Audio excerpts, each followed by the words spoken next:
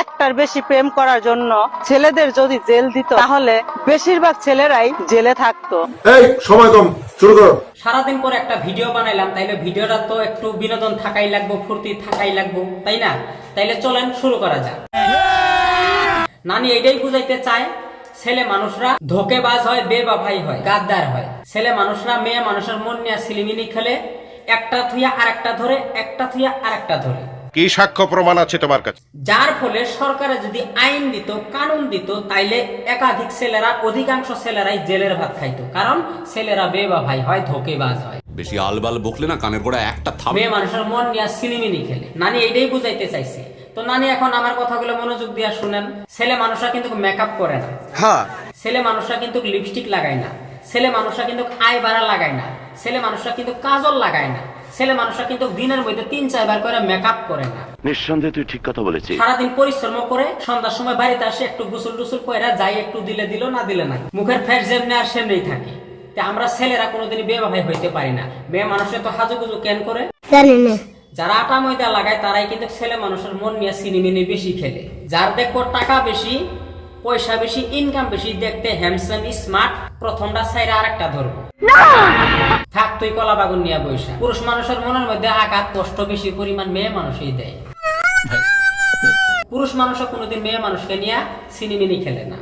যে সিনেমিনি খেলে সে পুরুষ হইতে পারে না, সে লুচ্চা হইতে পারে, লাফাঙ্গা হইতে পারে।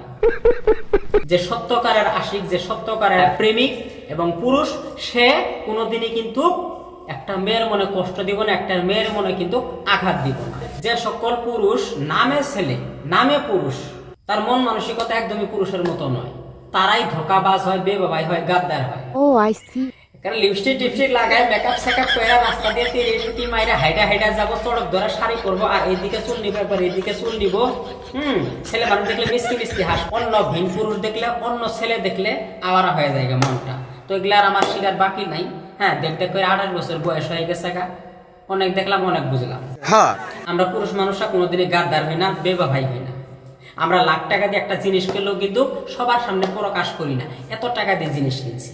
আর মেয়ে মানুষ 10 টাকা দিয়ে একটা সেফটিন কিলো 3 জনের সামনে কয়া বেড়াবো আমি একটা পিন কিনছি। তাইলে মেয়ে মানুষের দিমাগটা কিরকম আর পুরুষ মানুষের দিমাগটা কিরকম একটু বুঝো নানি। তুমিও কিন্তু নানারে ছাইরাইছো, আমি বিশ্বাস করি না। তোমার মাথায় কাপড় নাই, সুন্দর লেবাস নাই, বয়স দেখ দেখ কইরা 50 হয়ে গেছে গা, নানা তোমার সাথে নাই। তুমিও নানারে ছাইরা দিয়ে আইছো, যার ফলে নানা তোমার লগে মিলে নাই। এখন নানারে তুমি ধোকাবাজ কইতাছো, বেবাভাই কইতাছো। তোমার মনে কষ্ট লাগছে, দুঃখ লাগছে। বুড়া বয়সে প্রেমের ফুল ফুটছে। তো দর্শক বন্ধুরা, আমার কথায় যদি আপনারা একমত হয়ে থাকেন তাহলে অবশ্যই লাইক করবেন, শেয়ার করবেন, কথাগুলো ভালো লাগলে ফলো করবেন। কথা কি ক্লিয়ার না ভেজাল আছে?